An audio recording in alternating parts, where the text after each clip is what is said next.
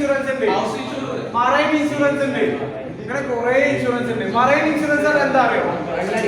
കപ്പലുമായിട്ട് ബന്ധപ്പെട്ട. Okay. Life insurance പറഞ്ഞാലോ മച്ച മാത്രല്ല, അല്ല അതല്ല. ലൈഫ് ഇൻഷുറൻസ് പറഞ്ഞാൽ ഒരാളുണ്ടല്ലോ 15-ാം വയസ്സിൽ ഇൻഷുർ ചെയ്ത് കഴിഞ്ഞാൽ അയാളോട് പറയാണ് 15 കൊല്ലം കഴിഞ്ഞിട്ട് പൈസ കിട്ടുള്ളൂ, അയാൾക്ക് 30-ാമത്തെ വയസ്സിൽ കിട്ടുള്ളൂ. മരിച്ചു കഴിഞ്ഞാൽ കിട്ടും, അയാൾ മരിച്ചു കഴിഞ്ഞാൽ. പോളിസി എന്ന് പറയുന്നത് അതിൽ നമ്മൾ കുറച്ച് കാര്യങ്ങൾ പഠിക്കാനുണ്ട്. Contract, policy, premium. പ്രീമിയം എന്ന് പറഞ്ഞാൽ എന്താ അറിയോ? നമ്മൾ അടക്കുന്ന തുക. നമ്മൾ ഒരു ഇൻഷുറൻസ് എടുത്ത്, ഇപ്പൊ മറൈൻ ഇൻഷുറൻസ് നമ്മൾ എടുത്തേ കപ്പലിന് വേണ്ടിയിട്ട് എടുത്തെന്ന് വിചാരിച്ചോ. നമ്മളെ കപ്പലുണ്ട്, കപ്പൽ മുങ്ങി പോവുക അല്ലെങ്കിൽ വേറെ ഏതെങ്കിലും കപ്പലായിട്ട് കൂട്ടിമുട്ടൊക്കെ ചെയ്ത് കഴിഞ്ഞാൽ അതിന് നമുക്ക് നഷ്ടപരിഹാരം കിട്ടാൻ വേണ്ടിയിട്ട് നമ്മൾ ഓരോ വർഷവും അല്ലെങ്കിൽ ഒരു കപ്പൽ ഒരു യാത്ര കഴിഞ്ഞ് പോയി വന്നാൽ അങ്ങനെയുണ്ട് ഇൻഷുറൻസ്. ഒരു കപ്പലിൽ ഇവിടുന്ന് ഇപ്പോൾ നമ്മൾ എന്ത് സ്റ്റാർട്ട് ചെയ്തിട്ട് 2 മാസം കൊണ്ട് തിരിച്ചെത്തി, ആ 2 മാസത്തെ പീരീഡ് നമ്മൾ ഇൻഷുറൻസ് എടുക്കേണ്ടത്, അല്ലെങ്കിൽ ഒരു കൊല്ലത്തിലേക്ക് നമ്മൾ ഇൻഷുറൻസ് എടുക്കേണ്ടത്, അങ്ങനെയൊക്കെ എടുക്കേണ്ടത്. അപ്പൊ അതിന് അടക്കുന്ന തുക എന്ന് പറയുന്ന പേരാണ് പ്രീമിയം എന്ന് പറയുന്നത്.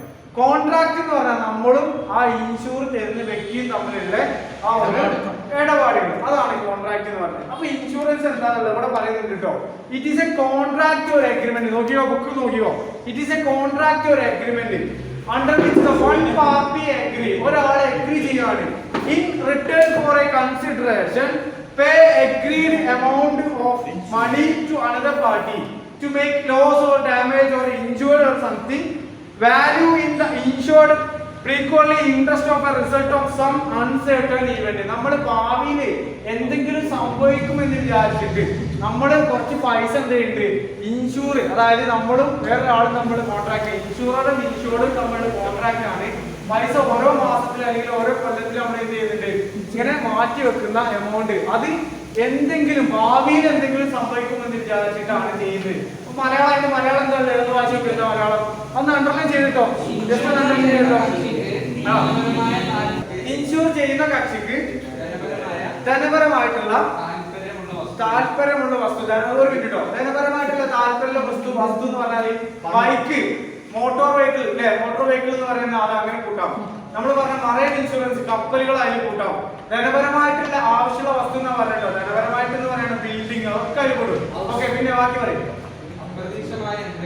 അപ്രതീക്ഷിതമായിട്ട്, അതാണ് അൺസേർട്ടൺ ഇവന്റ്. അപ്രതീക്ഷിതമായിട്ട് എന്തെങ്കിലും സംഭവിക്കുകയാണെങ്കിൽ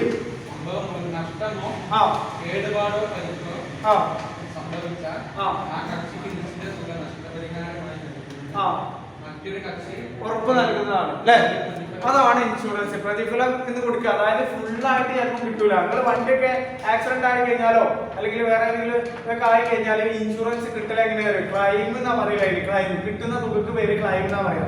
ആ ക്ലൈം കിട്ടില്ല നമുക്ക് എത്ര നഷ്ടമുണ്ടോ ആ നഷ്ടമേ നമുക്ക് എന്ത് ചെയ്യുള്ളൂ, ഒരു തരുള്ളൂ.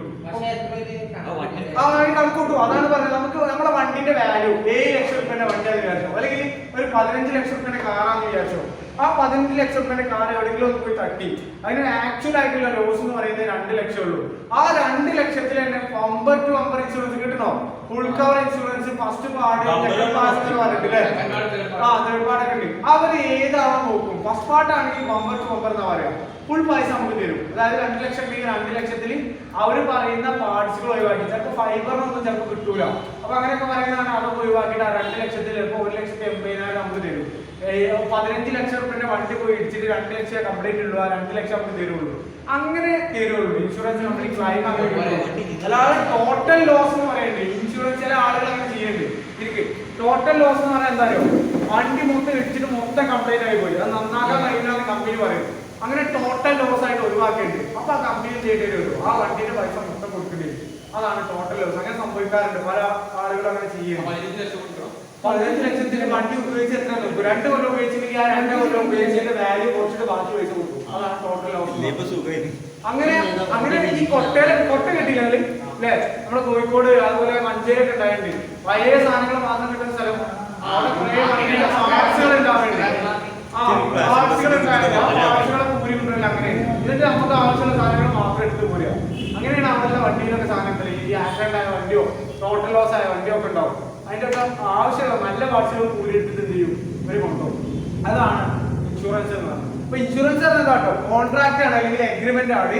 വിച്ച് വൺ പാർട്ടി, ഒരാൾ എന്ത് ചെയ്യുന്നുണ്ട്, അയാൾ പറയുകയാണ് എന്ത്, നിങ്ങൾക്ക് വരുന്ന ലോസുകൾ ഞങ്ങൾ എന്ത് ചെയ്യാം, പരിഹരിച്ചോളാം. അതിനെന്ത് ചെയ്താൽ മതി, അതിനെന്ത് ചെയ്യണം നിങ്ങൾ നേരെ പ്രീമിയം ആയിട്ട് തുകകൾ അടക്കണം എന്ന് പറയുന്നത്. അതാണ് ഇൻഷുറൻസ് എന്ന് പറയുന്നത്. ഉറപ്പാണ്, 100% ചോദ്യങ്ങൾ ഉറപ്പാണ്. What are the principle of fundamental principle of insurance? What you mean by insurance? What are the fundamental principle of insurance? ഇൻഷുറൻസിന്റെ ഫണ്ടമെന്റൽ ആയിട്ടുള്ള പ്രിൻസിപ്പിൾ എന്തൊക്കെയാണ്, തത്വങ്ങൾ എന്തൊക്കെയാണെന്ന് പറഞ്ഞത് അവിടെ കണ്ടത് നിങ്ങൾ നേരെ താഴെ. അത് ഇപ്പം തന്നെ പഠിക്കണം. എല്ലാവരും നോട്ടിൽ എഴുതിക്കോ, ഇപ്പം തന്നെ പഠിക്കട്ടെ. ഹൈലൈറ്റ് ആയിട്ട് കാര്യം നോട്ടിൽ എഴുതി പഠിക്കുക. ആദ്യ പ്രാവശ്യം എന്ത് ചെയ്യാം, അത് വായിക്കും. ഞാൻ വായിച്ചാൽ ഫസ്റ്റത്തെ അറ്റ്മോസ്റ്റ് ഗുഡ് ഫെയ്ത്ത് എന്താന്ന് ഞാൻ പറയാം. പരസ്പരമുള്ള വിശ്വാസം, അതാണ് അറ്റ്മോസ്റ്റ് ഗുഡ് ഫെയ്ത്ത് എന്ന് പറയുന്നത്. ഒരാള് പൈസ കൊടുക്കാന്ന് പറയുന്നുണ്ടല്ലേ, മറ്റൊരാളോ നിങ്ങൾക്കുള്ള നഷ്ടം സ്വീകരിക്കുന്നുണ്ട്, ആ നഷ്ടം ഞങ്ങൾ നികത്താന്ന് പറയുന്നുണ്ട്. അവര് തമ്മിൽ അങ്ങോട്ടും ഇങ്ങോട്ടുള്ള വിശ്വാസം, അതാണ് അറ്റ്മോസ്റ്റ് ഗുഡ് ഫെയ്ത്ത് വരുന്നത്. ഇറ്റ് ഈസ് എന്താ ഗുഡ് ഫെയ്ത്ത് അല്ലേ? It is A contract between നമ്മൾ പറഞ്ഞിട്ടുണ്ട്. ഇൻഷുററും ഇൻഷുർഡും രണ്ടാൾ തമ്മിലുള്ള കോൺട്രാക്ട് ആണ്. അപ്പൊ അവര് തമ്മിൽ അങ്ങോട്ടും ഇങ്ങോട്ടുള്ള നല്ല പരസ്പര വിശ്വാസം, അതാണ് അറ്റ്മോസ്റ്റ് ഗുഡ് ഫെയ്ത്ത് എന്ന് പറയുന്നത്. ഓക്കെ, ഒന്നാമത്തെ പ്രിൻസിപ്പിൾ ആണ് എന്ത്, അറ്റ്മോസ്റ്റ് ഗുഡ് ഫെയ്ത്ത് എന്ന് പറയുന്നത്. രണ്ടാമത്തെ എന്താ പറയുന്നത്, ഇൻഷൂറബിൾ ഇൻട്രസ്റ്റ് അല്ലെ? ഇൻഷൂർ ചെയ്യാനുള്ള താല്പര്യം. ഇൻഷൂർ ചെയ്യാനുള്ള താല്പര്യം എന്ന് പറഞ്ഞാൽ എന്താ, എന്തുകൊണ്ടാണ് ഇൻഷൂർ ചെയ്യുന്നത്? നിങ്ങൾക്ക് എന്തിനാ ഇൻഷൂർ ചെയ്യുന്നത്? നഷ്ടം ഉണ്ടാവാന്ന് വിചാരിച്ചിട്ടല്ലേ? നിങ്ങളെ വണ്ടിക്ക് നിങ്ങൾ എന്തെങ്കിലും നഷ്ടം സംഭവിച്ചാൽ നിങ്ങൾ സ്വന്തമായിട്ട് നന്നാക്കട്ടെ, വേറെ ആരും തരാന്ന് പറഞ്ഞാൽ വലിയ കിട്ടലല്ലേ? അത് നഷ്ടം ഉണ്ടാവാന്ന് വിചാരിച്ചിട്ടില്ല ഇൻഷൂർ ചെയ്യുന്നത്. അപ്പൊ ഇൻഷൂറബിൾ ഇൻട്രസ്റ്റ് എന്താ, അവിടെ നഷ്ടം സ്വീകരിക്കാൻ കഴിയൂല എന്ന് വിചാരിച്ചിട്ടുള്ള സംവിധാനം. ഏത് വണ്ടിയാലും ഇൻഷൂർ എടുക്കണം, നിർബന്ധമാണ്. അല്ലാതെ വണ്ടി റോഡിൽ ഇറക്കാൻ പറ്റില്ല. അതെന്താ അങ്ങനെയെന്ന് വെച്ചാൽ നമ്മുടെ വണ്ടി എവിടെയെങ്കിലും പോയി ആർക്കെങ്കിലും എന്തെങ്കിലും സംഭവിച്ചാൽ, നമുക്കല്ല പുറത്ത് വേറെ ആർക്കെങ്കിലും എന്തെങ്കിലും സംഭവിച്ചു കഴിഞ്ഞാൽ അയാൾക്ക് നമ്മൾ പൈസ കൊടുക്കേണ്ടില്ലേ? അങ്ങനെ ഉണ്ടെങ്കിൽ നമ്മളെ കയ്യിൽ പൈസ ഇല്ലാന്നുണ്ടെങ്കിൽ നമുക്ക് ഒരു വണ്ടി എടുക്കണ്ട. അതുകൊണ്ടാണ് ഇൻഷുറൻസ് മസ്റ്റാന്ന് പറയുന്നത്. വേണ്ട, നമ്മൾ കൊടുക്കണ്ട. നമ്മൾ അങ്ങനെ ഉണ്ടെങ്കിൽ ഇൻഷുറൻസ് കമ്പനി കൊടുത്തോളൂ. ഫോർ എക്സാമ്പിൾ പറയാം, നിങ്ങളിപ്പോ നിങ്ങളുടെ കയ്യിൽ പൈസ ഒന്നും ഇല്ല, കമ്പനിക്ക് അറിയാലേ? നിങ്ങളൊരു ബൈക്ക് എടുത്ത്, പുതിയ ബൈക്കാ, ഇൻഷുറൻസ് ആയി കമ്പനി തരുന്നുണ്ട് അല്ലേ? ആ പൈസ നിങ്ങൾക്ക് എന്തെങ്കിലും വണ്ടി നമ്മൾ സംഭവിച്ചില്ല, നിങ്ങൾക്കൊന്നും സംഭവിച്ചില്ല, വേറെ വണ്ടിക്ക് പോയി ഇടിച്ചു. ആ വണ്ടിക്ക് പോയി ഇടിച്ച സമയത്ത് നിങ്ങൾ എന്ത് ചെയ്യും, നിങ്ങളെ വണ്ടിക്ക് നന്നാക്കണം, ആ വണ്ടി നിങ്ങൾ നന്നാക്കണം, നിങ്ങൾ കൊണ്ട് ഇടിച്ചല്ലേ? ആ സമയത്ത് ഇൻഷൂർ ഉണ്ടെങ്കിലോ, നിങ്ങളതിന് പൈസ ഇല്ല, ഇൻഷൂർ ഉണ്ടെങ്കിൽ എന്ത് കിട്ടും, ഇൻഷൂർ കിട്ടും. ആ പൈസ കൊണ്ട് എന്ത് ചെയ്യുക, വണ്ടി നന്നാക്കണം. പക്ഷെ നമ്മൾ ഇവിടെ നാട്ടിൽ, നമ്മുടെ നാട്ടിലെ ഇൻഷുറൻസ് അവർക്ക് കിട്ടും. അതുകൊണ്ടാണ് പറഞ്ഞത് രണ്ട് പാർട്ടിക്കുണ്ട് ഇൻഷുറൻസ്, നമുക്കും ഉണ്ട് അവർക്കും ഉണ്ട്. അവർക്ക് ഇൻഷുറൻസ് എടുക്കണം. നമ്മുടെ കാരണമല്ലേ അവർക്ക് സംഭവിച്ച നഷ്ടം നമ്മൾ കൊടുക്കണ്ടേ?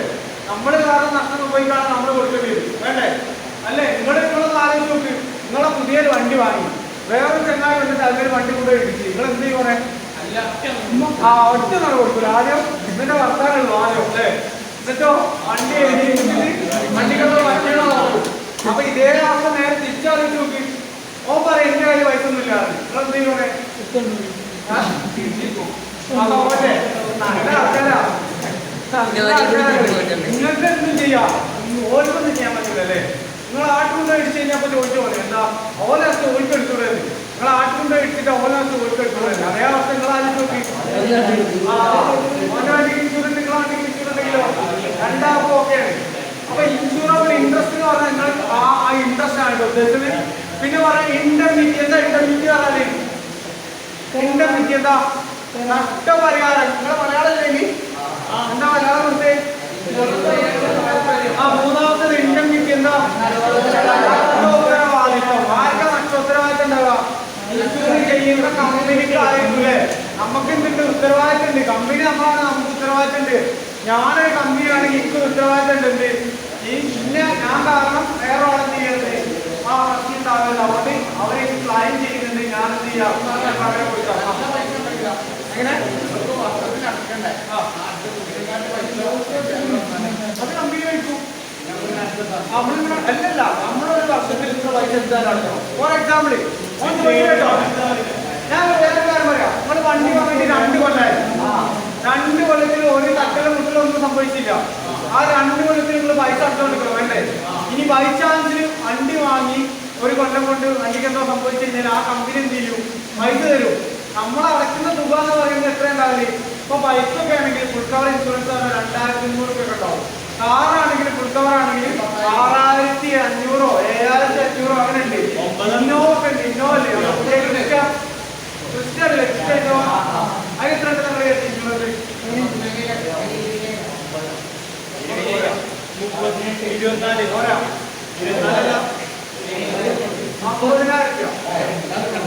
50,000 ഫുൾ കവർ ഒരു കൊല്ലത്തിന് 10 പാട്ട്.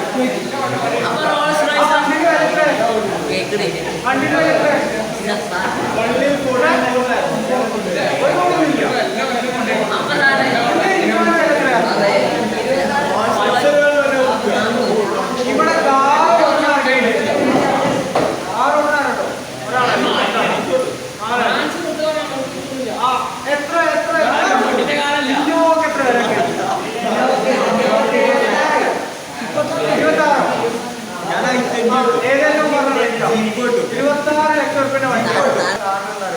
അത് നെക്സ്റ്റോറി ആയിട്ട് മാറ്റിയിട്ടുണ്ട് വണ്ടിയൊക്കെ. നെക്സ്റ്റോറി എന്ന് പറഞ്ഞാൽ വണ്ടികൾ വേറെ, സാധാരണ നോർമൽ വണ്ടികൾ വേറെ. അപ്പൊ അതിന് വേറെ തന്നെ ടാക്സ് അടക്കണം, ഇൻഷുർ അടക്കണം. അതുകൊണ്ട് അങ്ങനെ വരാൻ കാരണം. അപ്പൊ നമ്മളിവിടെ പറയുന്നത് ഇൻഡെംനിറ്റി എന്ന് പറയുന്ന നഷ്ട ഉത്തരവാദിത്വം ഒരാൾ ഏറ്റെടുക്കുന്നുണ്ട്, മറ്റേ ആൾക്ക് കൊടുക്കാന്ന് പറയുന്നില്ല. ആരാ ഏറ്റെടുക്കുന്നത്? കമ്പനി ഏറ്റെടുക്കുന്നത്. കൊടുക്കുന്നോ? ഇൻഷൂർ ചെയ്യപ്പെടുന്ന വ്യക്തി കിട്ടോ, അങ്ങനെ പറയുന്നത് കേട്ടോ. ഇൻഷൂർ ചെയ്യപ്പെടുന്ന വ്യക്തിക്ക് കമ്പനി ഏറ്റെടുത്തിട്ട് നഷ്ടം വഹിക്കാന്ന് പറയുന്നുണ്ട്. ഓക്കെ, മൂന്നാമത്തെ കഴിഞ്ഞ് നാലാമത്തെ എന്താ? Proximate cause. കണ്ടോ, പ്രോക്സിമേറ്റ് കോസ് അല്ലേ? ഇത് വൺ വേർഡ് ചോദിക്കട്ടെ, എന്താണ് പ്രോക്സിമേറ്റ് കോസ് എന്നുള്ളത്? ഞാൻ വായിക്കട്ടോ. According to principle insurance policy designed to provide compensation only such loss are caused previous with the state of the policy. അതായത് കമ്പനി പറയുന്നുണ്ട്, കമ്പനി ആ റൂള് പറയുന്നുണ്ട്, നിങ്ങൾക്ക് എത്ര നഷ്ടം വരുന്നോ അത്രയും നഷ്ടം ഞങ്ങൾ നികത്തും. ഇത് കമ്പനി പറയുന്നുണ്ട്. അതാണ് പ്രോക്സിമേറ്റ് കോസ്. എന്തായാലും കിട്ടും, എന്തായാലും ഇൻഷുറൻസ് എങ്ങനെ? അതുപോലെ ഇൻഷുറൻസിന്റെ വാലിഡിറ്റി എന്ന് പറയുന്നത് പുതിയ വണ്ടിക്കൊക്കെ 5 വർഷം വരുന്നുണ്ട്. പഴയ വണ്ടിയാണെങ്കിൽ 1 വർഷം ഉണ്ടാവുള്ളൂ. 1 വർഷം എന്ന് പറയുകയാണെങ്കിൽ ഇപ്പൊ നമ്മുടെ അക്കൗണ്ടിങ് ഇയർ പഠിക്കുന്നത്. എന്താ അക്കൗണ്ടിങ് ഇയർ? എന്താ?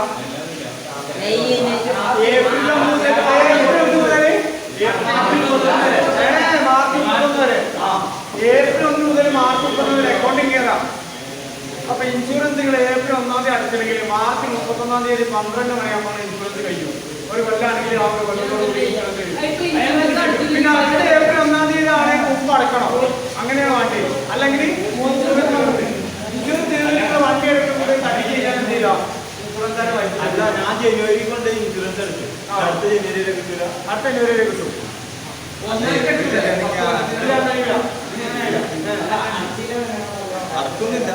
ആക്സിഡന്റ് ആയ വണ്ടിയുടെ പൈസ കിട്ടില്ല. അതന്നെ. ഓക്കെ, നെക്സ്റ്റ് നോക്കി കേട്ടോ. സബോഗ്രേഷൻ. എന്താ സബോഗ്രേഷൻ എന്ന് പറഞ്ഞേ? സബോഗ്രേഷൻ എന്താ? പരിത്വാഗം അല്ലേ? പരിത്വാഗം എന്ന് പറഞ്ഞാൽ എന്താ? ഒരാളെ ത്യാഗം സഹിക്കാണ്. ഇവിടെ ഇൻഷുറൻസിന്റെ കമ്പനി നമുക്ക് എന്തെങ്കിലും നഷ്ടം സംഭവിക്കുകയാണെങ്കിൽ അവർ ത്യാഗം ചെയ്തിട്ട് അവർ പൈസ തരാന്ന് പറയുന്നത് സബോഗ്രേഷൻ. പിന്നെ കോൺട്രിബ്യൂഷൻ. കോൺട്രിബ്യൂഷൻ എന്ന് പറയുന്നത് എന്താ? വീതാംശങ്ങൾ അല്ലെ? ചില ആളുകൾ 2 ഇൻഷുറൻസ് ചെയ്യേണ്ടി. ബിൽഡിംഗ് ഒക്കെ ആണെങ്കിൽ 10 കോടിയുടെ ബിൽഡിംഗ് ഒക്കെ ആണെങ്കിൽ ഒരു കമ്പനിയിൽ മാത്രമല്ല 2 കമ്പനിയിൽ ഇൻഷുർ ചെയ്യുന്ന ആളുകളുണ്ട്. അപ്പൊ പൗതിയും പൈസ 2 കമ്പനിയിൽ പാടെ എഴുതിയുള്ളൂ, അവർക്ക് കൊടുക്കുള്ളൂ. കോൺട്രിബ്യൂഷൻ പറയുന്നത്. അതുപോലെ മിറ്റിഗേഷൻ. മിറ്റിഗേഷൻ എന്ന് പറഞ്ഞാൽ എന്താ? ഓക്കെ, ഈ സാധനങ്ങൾ പെട്ടെന്ന് വേഗം ഒരാൾക്ക് വായിച്ച് പെട്ടെന്ന് എഴുതി. എന്നിട്ട് ഇപ്പൊ തന്നെ പഠിച്ചോ. ഞാൻ ചോദിച്ചൊരു 5 മിനിറ്റ് സമയം തരാം, വേഗം പഠിച്ചോ. ഒന്നാമത്തത് അറ്റ്മോസ്ഫിയർ ഫുട്പ്രൈസ്. അറ്റ്മോസ്ഫിയർ ഫുട്പ്രൈസ്. രണ്ടാമത്തത് insurable industry. Indemnity. Proximate cause. വേഗം പഠിക്കും, വേഗം. ഞാൻ പഠിക്കാൻ പോലെ ഫസ്റ്റ് നോക്കി കേട്ടോ. ഒന്നാമത്തത് എന്താ? അറ്റ്മോസ്ഫിയർ ഫുട്പ്രൈസ് എന്ന് പറയുകയാണെങ്കിൽ എന്താ മലയാളം? വിശ്വാസമാണല്ലേ. രണ്ടാമത്തത് ഇൻഷുറബിൾ ഇൻഡസ്ട്രി അല്ലേ? മൂന്നാമത്തത് ഇൻഡെംനിറ്റി അല്ലേ? നാലാമത്തത് പ്രോക്സിമേറ്റ് കോസ് അല്ലേ? അഞ്ചാമത്തത് ആറാമത്തത് അത് താഴേന്ന് മുകളോട്ട് അത് പഠിച്ചിട്ട് കളി. അത് പഠിക്കണം. സ്വല്പം കപ്പന കളി.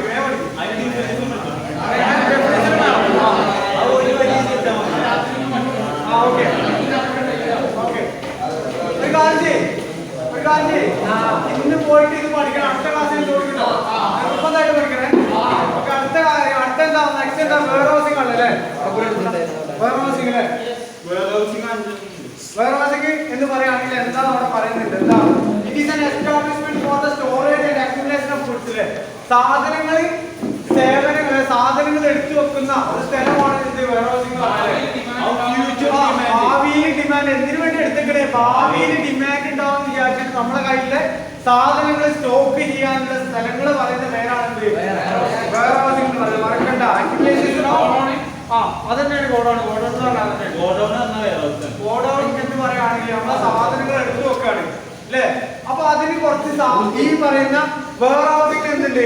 കുറച്ച് ടൈപ്പുകളുണ്ട്. എന്തൊക്കെ ടൈപ്പാണ് പറയുന്നത്? Private warehouse. പ്രൈവറ്റ് വെയർഹൗസ് പറയണ്ടല്ലോ, പറയല്ലേ? സ്വകാര്യ വ്യക്തിന്റെ കീഴിലുള്ള വെയർഹൗസ്. നമ്മൾ അത് ഉപയോഗിക്കണമെന്നുണ്ടെങ്കിൽ നമുക്ക് എന്ത് വേണ്ടി വരും? പൈസ കൊടുക്കേണ്ടി വരും അല്ലേ? റെന്റ് കൊടുക്കണം. അതാണ് പ്രൈവറ്റ് വെയർഹൗസ് എന്ന് പറയുന്നത്. രണ്ടാമത്തേതോ അങ്ങനെ അങ്ങനെ പറയാം. നമ്മളുടെ ആണെങ്കിൽ പബ്ലിക്കിന് പൈസ കൊടുക്കുന്ന കാരണം പ്രൈവറ്റിനെക്കാട്ടിലും പൈസ കുറവായിരിക്കും. ഓക്കെ, രണ്ടാമത് പബ്ലിക് വെയർഹൗസ് ആണ്. Can be used storage of goods by traders, manufacturers, any members of the public payment of storage fee or charge. Fees കൊടുത്തു കഴിഞ്ഞാൽ മാത്രമേ എന്ത് ചെയ്യുള്ളൂ? നമുക്ക് പബ്ലിക് നമുക്ക് ഉപയോഗിക്കാൻ കഴിയുള്ളൂ. പക്ഷെ എന്തായിരിക്കും? പ്രൈവറ്റിനെക്കാട്ടിലും പൈസ കുറവായിരിക്കും. അതാണ് പ്രൈവറ്റ് പബ്ലിക് വെയർഹൗസ് എന്ന് പറയുന്നത്. ഓക്കെ, പ്രൈവറ്റ് വെയർഹൗസ് ഉണ്ട്, പബ്ലിക് വെയർഹൗസ് ഉണ്ട്. പിന്നെയോ ബോണ്ടഡ്. ബോണ്ട് എന്ന് പറഞ്ഞാൽ എന്താ അറിയാം നമുക്ക്?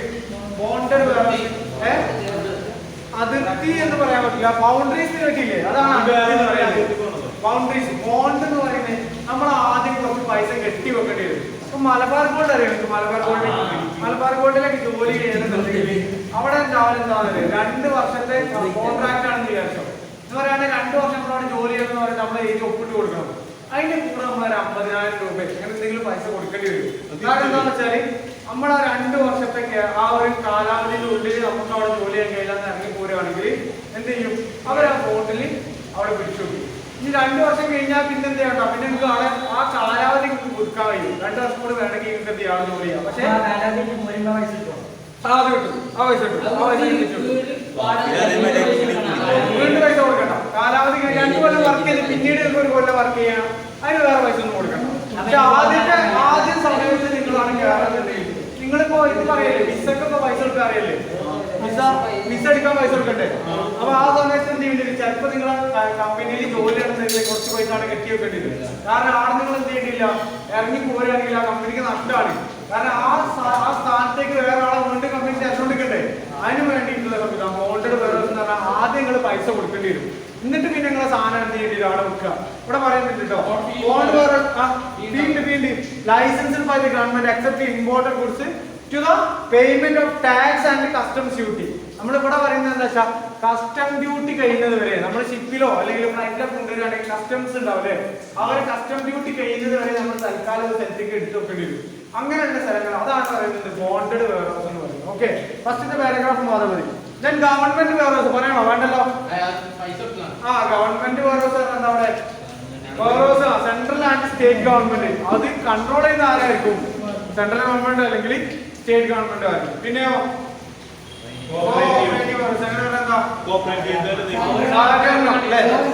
സഹകരണം സർവീസ് ലക്ഷ്യം വെച്ചുകൊണ്ട് ചെയ്യുന്ന സേവനങ്ങൾ ചെയ്യാൻ വേണ്ടിയിട്ട് മാത്രമുള്ള വെയർഹൗസുകളാണ് കോഓപ്പറേറ്റീവ് വെയർഹൗസുകൾ എന്ന് പറയുന്നത്. അതായത് മെമ്പേഴ്സിലൊക്കെ കിട്ടുള്ളൂ. അങ്ങനെയുള്ള ആളുകൾ കിട്ടുള്ളൂ കോഓപ്പറേറ്റീവ് സഹകരണ സ്ഥാപനങ്ങളിൽ. ഓക്കെ, അതാണ് നമ്മൾ